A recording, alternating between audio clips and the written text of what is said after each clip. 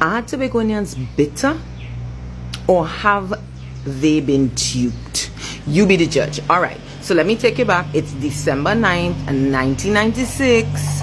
The Tobago House of Assembly Act number 40 of 1996 is designed to replace and repeal Tobago House of Assembly Act 1980. Now, the 1980 Act was about giving Tobago more autonomy within the Union, right, of Trinidad and Tobago. And it's the first time, we kind of seen any legislation to that effect.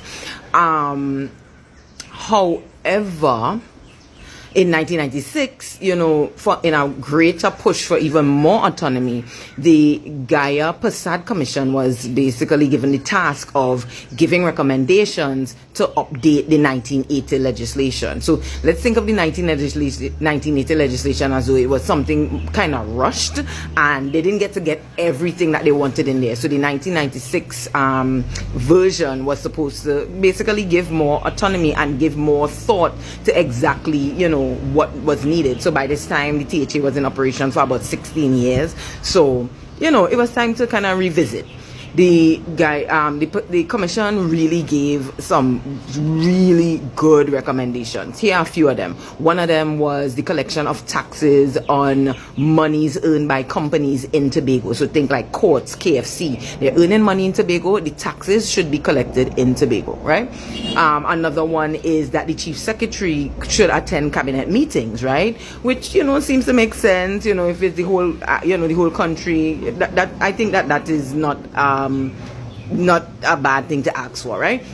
The third one was the creation of the Dispute Resolution Commission, which would really hear grievances of the THA against central government, right?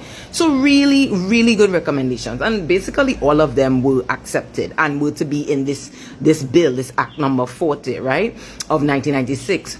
What, however, ended up in the bill that wasn't something recommended by the commission was basically this concept that you could have all those things. You could have all those things. You could do all those things.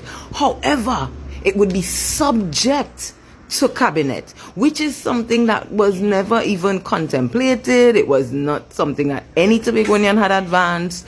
And, this is often attributed to Ramesh Lawrence Maraj, who was the Attorney General in the UNC administration at the time.